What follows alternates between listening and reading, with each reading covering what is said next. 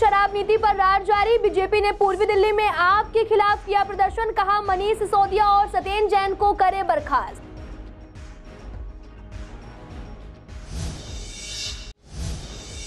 Gita colony hit and run का मामला आया सामने। मेट्रो वेस्ट कंपनी के एक कर्मचारी को ड्यूटी के दौरान गाड़ी ने मारी टक्कर, घायल और उसकी पत्नी की हालत नाजुक, ईएसआई में भर्ती।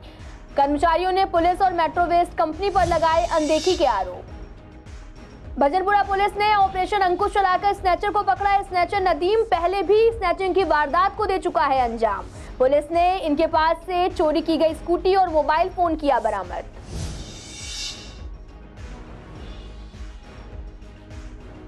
कलकदुमा कोर्ट में वकीलों ने पुलिस के रवैये को लेकर की स्ट्राइक। वकीलों ने कहा पुलिस अपनी मनमर्जी से करती है काम। पुलिस वकीलों के खिलाफ कर रही मामले दर्ज, मांगे पूरी ना होने तक कोर्ट में नहीं होगा कोई काम। आजाद नगर में इंपैक्ट जिम के सामने से कार हुई चोरी, वारदात पास के लगे सीसीटीवी कैमरे में हुई कैद। पुलिस ने एफआईआर दर्ज कर जांच की शुरू।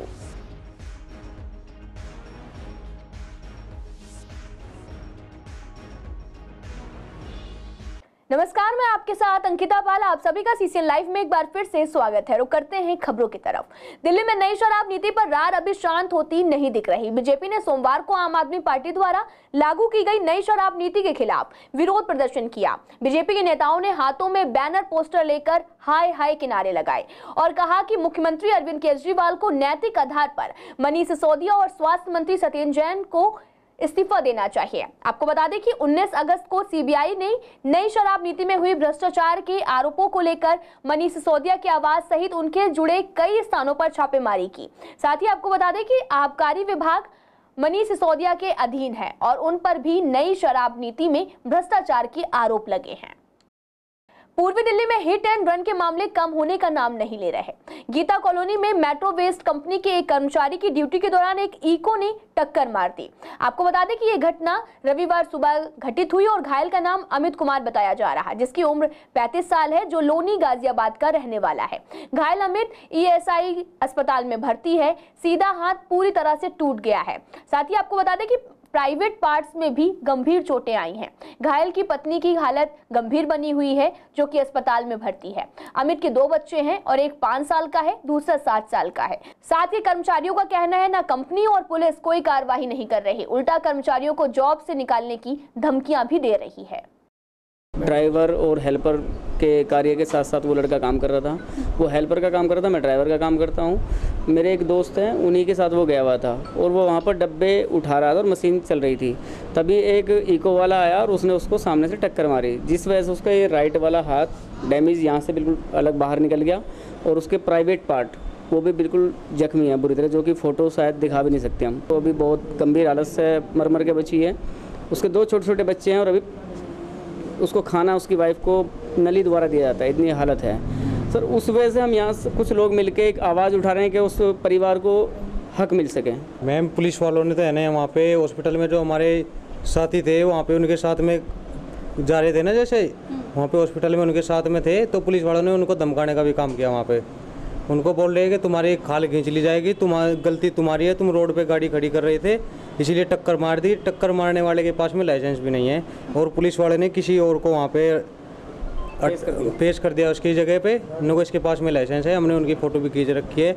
और जो गीता कॉलोनी में जो एसआई था वहाँ पे पुलिस वाला, वो यहाँ पे ने सुबह बिना बुलाए यहाँ पे हमारी डिपो में आया सुबह के टाइम और हमें डराने धमकाने का काम कर रहा था। हमें ड्यूटी से निकालने की धमकी दे रहे हैं।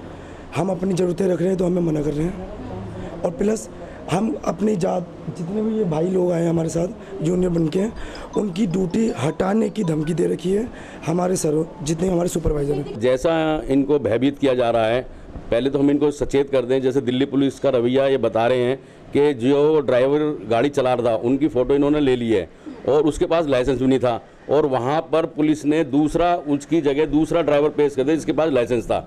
तो सबसे पहले तो पुलिस पर भी ये सवाल उठता है। कंपनी है, कोई भी संस्था है, कोई भी प्राइवेट जॉब कर रहा है कर्मचारी, उसकी एक दैनिक जिम्मेदारी बन जाती है, नैतिक जिम्मेदारी बन जाती है उस अफसर की, उस कंपनी की, उस दुकान की जिसमें भी वो मुलाजिम काम कर रहा है। क्योंकि ऑन ड्यूटी हुआ है तो उस कर्मचारी का पूरी तरीके से मुस्तैदी से इलाज चाहिए, उसका प्रॉपर जो मुआवजा बनता है वो देना चाहिए और देना पड़ेगा इनको। अब ये यूनियन के समक्ष आए हैं तो यूनियन की भी अब जिम्मेदारी बनती है कि इस कर्मचारी भाई के साथ हम कंधे से कंधा मिलाकर खड़े होंगे। पुलिस से भी चाहे हमें न्याय नहीं मिला तो हम चाहे कोर्ट के दरवाजे जाएं, और जैसे कर्मचारी को भयभीत किया गया है किसी एक कर्मचारी को हम कंपनी से नहीं निकलने देंगे, ये हम वादा करते हैं आपके चैनल के माध्यम से। भजनपुरा पुलिस को एक अहम कामयाबी हाथ लगी है। पुलिस ने ऑपरेशन अंकुश के द्वारा स्नैचर को पकड़ा है। पकड़े गए स्नैचर का नाम नदीम है, जो कि पहले भी स्नैचिंग की वारदात को अंजाम दे चुका है। पुलिस ने इनके पास से चोरी की गई स्कूटी और मोबाइल फोन बरामद किया है। पकड़े गए आरोपी की पहचान 23 साल के नदीम के रूप में हुई है, जो कि उस्मानपुर का रहने वाला है। आपको बता दें कि पुलिस ने मामला दर्ज कर आगे की जांच भी शुरू कर दी है। पूर्वी दिल्ली के कलकदुमा कोर्ट में वकीलों ने स्ट्राइक की है। बार एसोसिएशन के अधिकारियों ने बताया कि पुलिस की तरफ से उनका रवैया काफी खराब है। पुलिस अपने मनमर्जी से काम कर रही है और वकीलों के खिलाफ मामला दर्ज किया जा रहा है। साथ ही उन्होंने कहा कि पुलिस अपने मनमर्जी से वकीलों के खिलाफ मामला दर्ज कर रही है। पुलिस के काम करने के तरीकों को लेकर कोर्ट में स्ट्राइक है। वकीलों ने कहा कि जब तक हमारी मांगे पूरी नहीं होंगी तब तक कोर्ट में कोई भी कामकाज नहीं होगा। इसको लेकर उन्होंने तीनों डिस्ट्रिक्ट जज को अपनी शिकायत भी दर्ज करवाई है। देखिए, सबसे पहले जो है ना हमारे यहाँ जो पुलिस का रवैया जो है ना वकीलों के प्रति डे बाय डे जो है ना बहुत ख़राब होता जा रहा है, और आए दिन बिना बात के कई वकीलों के खिलाफ FIR दर्ज हो गई है। आए दिन मैन हैंडलिंग हो रही है उनके साथ में, और इस चीज़ को रिपोर्ट करने के बावजूद भी कोई सोल्यूशन नज़र नहीं आ रहा है। तो उसके लिए जो है ना कुछ जुडिशरी साइड से भी जो है ना कई शिकायतें वकीलों को आ रही हैं कि भाई कुछ जुडिशल अफसर्स भी, कुछ स्टाफ मतलब उनके साथ मतलब प्रॉपर बिहेव नहीं कर रहे हैं उसके साथ। तो इन सब चीज़ों को लेके एक स्ट्राइक कॉल की गई है। बट सैटरडे को भी स्ट्राइक थी। उस दिन भी स्ट्राइक होने के बावजूद भी कहीं किसी अथॉरिटी से कोई रिस्पॉन्स नहीं मिला, कोई पॉजिटिव रिस्पॉन्स नहीं मिला।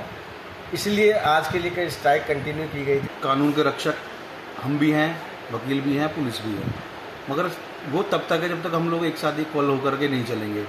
प्रॉब्लम कहीं ना कहीं यही हमें फेस करने को मिलती है कि कई बार क्या होता है, जो पुलिस वाले होते हैं कोऑपरेट नहीं करते हैं, थाने में जाएँ उन्हें अच्छे से सिटिंग अरेंजमेंट नहीं देते, आना एंटरटेनमेंट करते हो कुछ भी, और अननेसेसरी उनके खिलाफ क्या कहते हैं झूठे मुकदमे बनाए जाते हैं, और उसके बाद जब हम कोई बात कहते हैं तो वो समझने को तैयार नहीं होते। तो इसीलिए ये चीज़ें चलती आ रही है।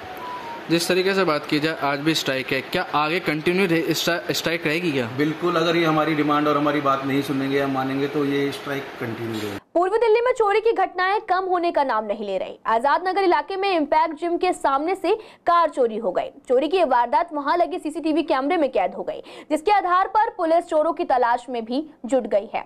पीड़ित गगन ने बताया कि उन्होंने अपनी कार ब्रजराज स्वीट के पास स्थित इंपैक्ट जिम के सामने लगाई थी। कार वहां से गायब हो गई। जब CCTV फुटेज देखा गया तो पता चला कि ब्लैक गाड़ी से आए चोरों ने उनकी हुंडई वर्ना कार को चुरा लिया, और साथ ही विशाल सिंह की शिकायत पर पुलिस ने मुकदमा दर्ज कर जांच शुरू कर दी है। शनिवार रात को 12:30 बजे के करीब मेरी गाड़ी वर्ना ऑटोमेटिक मैंने अपने जिम के सामने, मेरा जिम है यहाँ पे Azad Nagar main red light पे ही जिम के सामने ही लगाई थी। तो जब मैं नीचे उतरा तो गाड़ी मौजूद नहीं थी।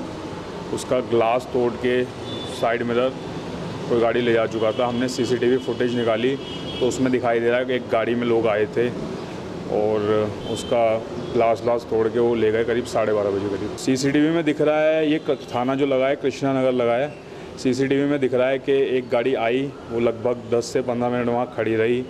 उसमें से एक अनजान उतरा कोई, उन्होंने साइड मिरर फोड़ा है गाड़ी का, जहाँ पे ड्राइविंग सीट होती है, वो बैठा है और वो नॉर्मली गाड़ी स्टार्ट करके ले गए हैं। नहीं, आसान तो नहीं, वरना मेरी ऑटोमेटिक नहीं थी, मैनुअल थी, लेकिन टॉप मॉडल था एक्चुअली। तो बहुत हाई सिक्योरिटी गाड़ी होती हैं, लेकिन पता नहीं कैसे उन्होंने उसे स्टार्ट किया, समझ नहीं आया। हम खुद थोड़ा सा शॉक में इस चीज़ को लेकर। वरना हमारी गाड़ी 2019 मॉडल थी, टॉप मॉडल, वैल्यू लगभग उसकी 18 से 19 लाख रुपए है। कांग्रेस अध्यक्ष पद का चुनाव 17 अक्टूबर को होगा। 19 अक्टूबर को मतगणना होगी। जानकारी के मुताबिक चुनाव के लिए 22 सितंबर को अधिसूचना जारी की गई। कांग्रेस अध्यक्ष चुनाव के लिए नामांकन दाखिल करने की प्रक्रिया 24 सितंबर से शुरू होगी। इसकी अंतिम जो तिथि है वो 30 सितंबर तक तय की गई है। गांधी ने वर्चुअल रूप से शामिल होकर इस बैठक की अध्यक्षता की। इसकी लास्ट डेट 30 सितंबर तय की गई है और गांधी ने वर्चुअल रूप से शामिल होकर इस बैठक की अध्यक्षता की। उनके साथ राहुल गांधी, प्रियंका गांधी वाड्रा भी मौजूद रही। साथ ही आपको बता दें कि सोनिया गांधी इस समय मेडिकल चेकअप के लिए विदेश दौरे पर हैं। राहुल गांधी और प्रियंका गांधी भी उनके साथ हैं। साथ ही सीसीएन की रिपोर्टर वंदना कश्यप कैंत ने इस विषय पर पूर्व दिल्ली के कांग्रेस नेताओं से बात की, तो उन्होंने क्या कुछ कहा, सुनिए आप। राहुल गांधी को ही कांग्रेस के अध्यक्ष बनना चाहिए, लेकिन उसके बाद भी इसका फैसला राहुल गांधी खुद करेंगे।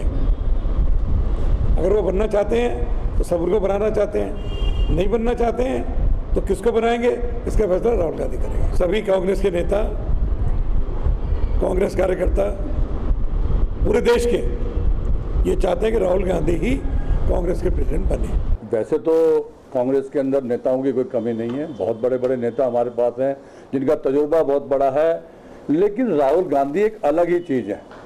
राहुल गांधी उस परिवार से आते हैं जिसने कांग्रेस के लिए, देश के लिए कुर्बानी दी है। ये इंदिरा गांधी के पोते हैं, ये राजीव गांधी के बेटे हैं जिन्होंने अपने देश के लिए आज़ादी दी है। इसलिए राहुल गांधी जी को ही कांग्रेस का अध्यक्ष बनना चाहिए और एक वही चेहरा है, वही एक इंसान है जो नरेंद्र मोदी को मुंह तोड़ जवाब देता है।